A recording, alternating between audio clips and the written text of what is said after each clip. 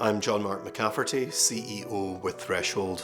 We're a national charity. We specialise in housing and specifically the private rented sector. And what we offer people is advice, detailed advice on the Residential Tenancies Acts. We represent tenants where necessary at the Residential Tenancies Board, and ostensibly we're about preventing homelessness through our tenancy protection service. Alongside our services, we also advocate. So we use the information on the ground from our services working with families and individuals who are tenants in the private rented sector, and we try to look for positive change in both the policy sphere and the legal sphere in regard to the conditions and the situations facing tenants and their families.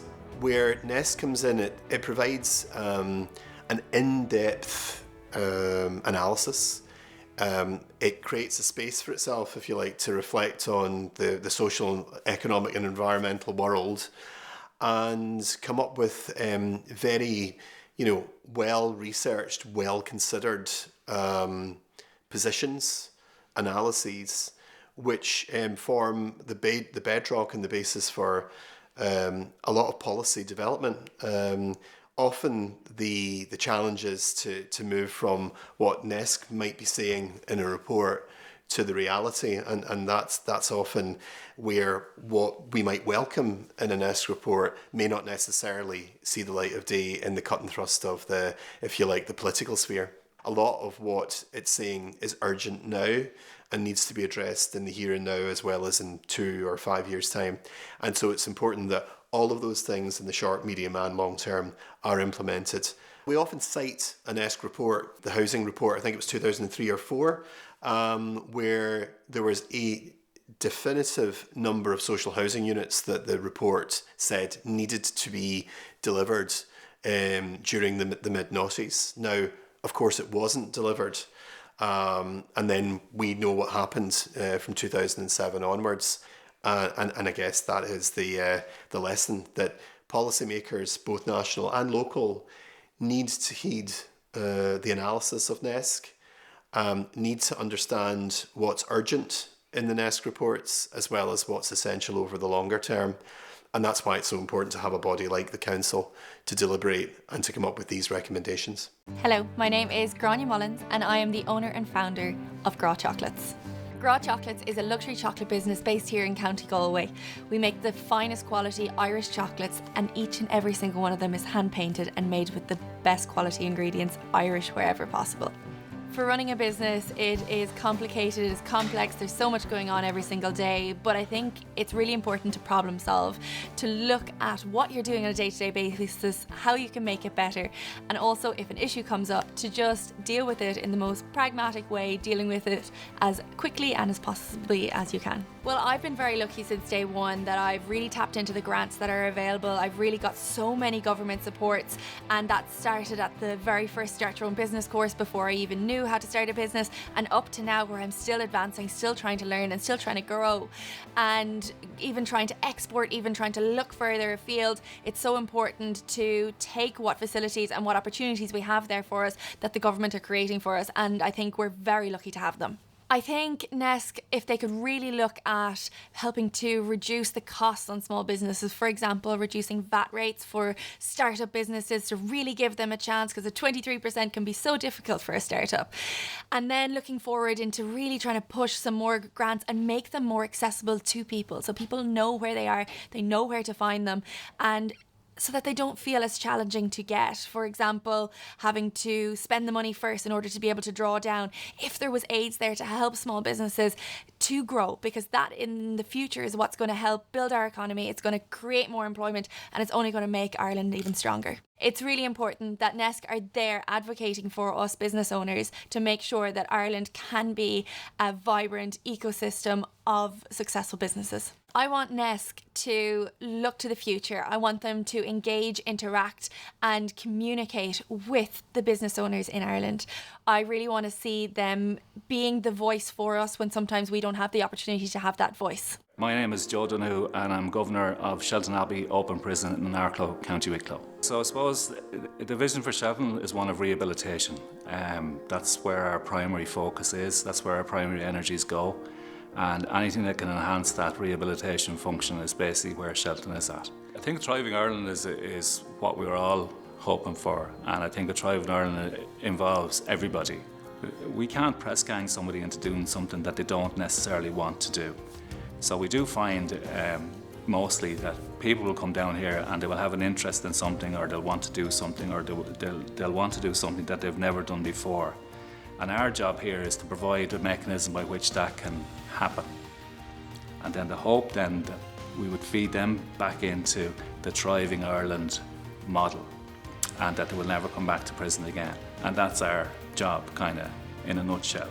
I suppose NESC presents a vision of what they see as an inclusive kind of a country, and I think that's really important. I think your independence and the access that you have, particularly to the Taoiseach, and your willingness to talk to people like myself and get what's the actual facts of the matter, and then represent them nationally away from the normal channels is really important, and very welcome, I have to say, and I'm delighted to have the opportunity to represent Shelton and what we do here. I think it's really useful to have an alternative opinion of what a prison actually does in Ireland, rather than what the presumed assumption that a prison does in Ireland. And I think we present a different version of how to do the same job, where rehabilitation is foremost at all our activities here. And it's great to have that represented in a national forum like NESC. Thriving Ireland is a fantastic thing to aim for, but it needs to include everybody. And I represent people who probably are at the lowest ebb or have been for quite a long time. And I think a Thriving Ireland needs to include those people. So I'm very hopeful that the work that we can do with these guys within the prisons estate will lead to them taking part in that Thriving Ireland and see the benefit of it for everybody. My name is Ejiro Ogbevoen. I am the founder and CEO of Black Therapist Ireland, an organisation that is a platform for therapists of colour, mainly black, who have come together to make mental health accessible to the community at large, but with a huge focus on the black community. Our vision for the future is for mental health to be accessible to all. So our aim and our hope is that everyone is looked after, and particularly those people that are vulnerable just because of the nature of their being in Ireland.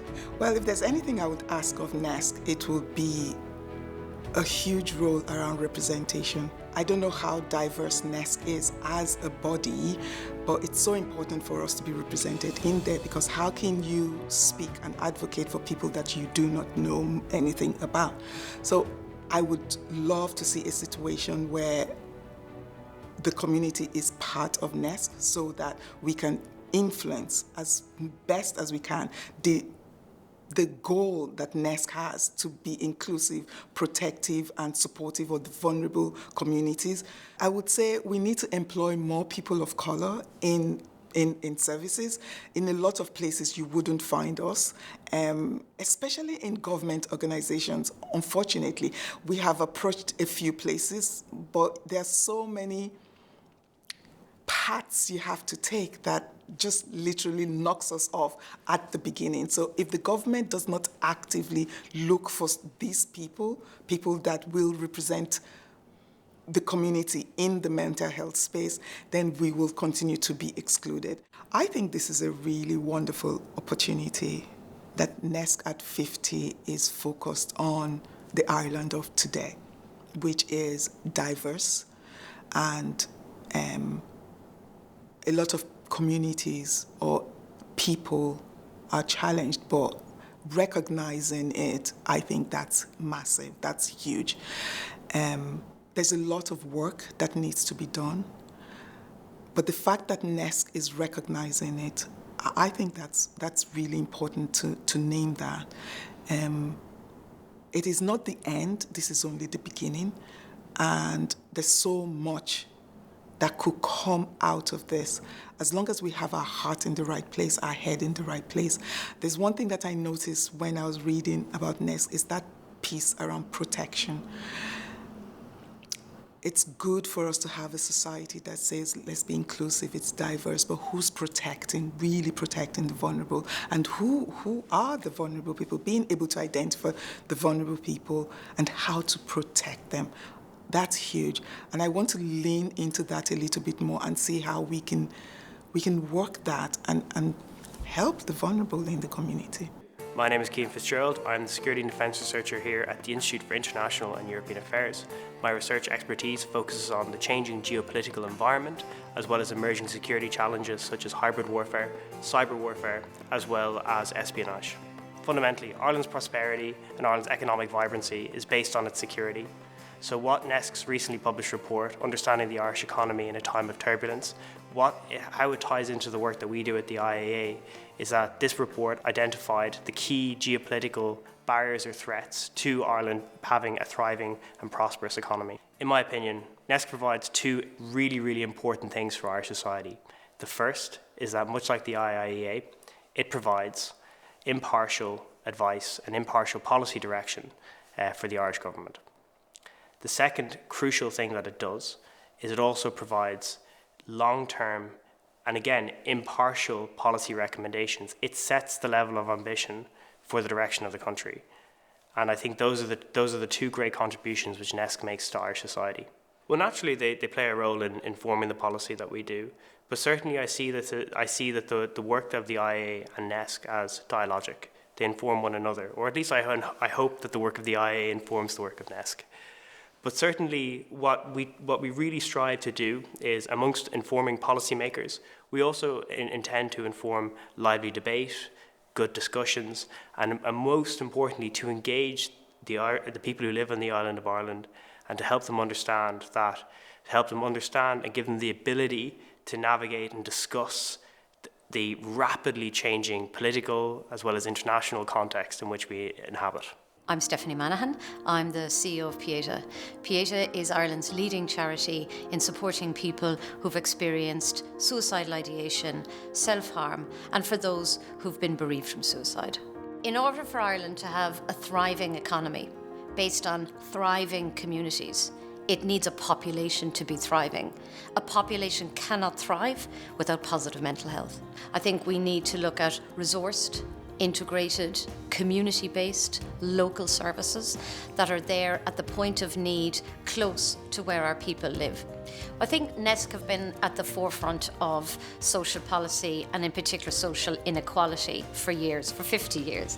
And I think for us, we see at the coalface, we see in our therapy rooms the impact of inequality, the impact of social disjointedness affecting people in our society and preventing our people and our communities from thriving. So I believe that NESC have a really important role to play in encouraging government to think about how we can effect change across all elements of government. Well, I'm coming back to the wellbeing framework. I think it is absolutely critical. And in preparing for today, I was reading about it and I love it. And I think that it isn't good enough that we haven't actually embraced it. So from my point of view, I think NESC needs to, if I was to be so bold, I think they need to absolutely push that agenda. I think the wellbeing framework should be not optional. I think it needs to be imprinted and it needs to be in our policies. We need to see those KPIs. We need to stop avoiding the conversation. And every department, in my opinion, every year should have an objective for mental health.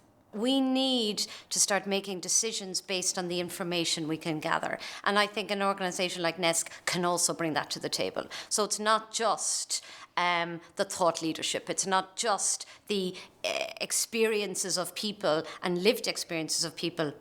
But it's also that scientific, that analysis, that data that we can actually show the thinkers that actually this also makes sense. So it's not just about leading from the heart, but it's leading from the head. And I think NESC can bring that together. Suicide remains a stigma, and it remains an issue that people shy away from speaking about. We've got to move the dial. We've got to encourage society that it's okay to talk. It's okay to engage in hard conversations. So perhaps NESC can start to push that forwards, to make a nudge forwards, those harder conversations, those more difficult conversations, because until you talk about some of these things, it's going to be very hard to affect change in them. So that would be my piece. Hi, I'm Jack, and I'm one of the co-founders and the CEO of Ochre Bio. We're developing new medicines for liver disease, the third leading cause of premature death in Ireland and a lot of the industrialised world.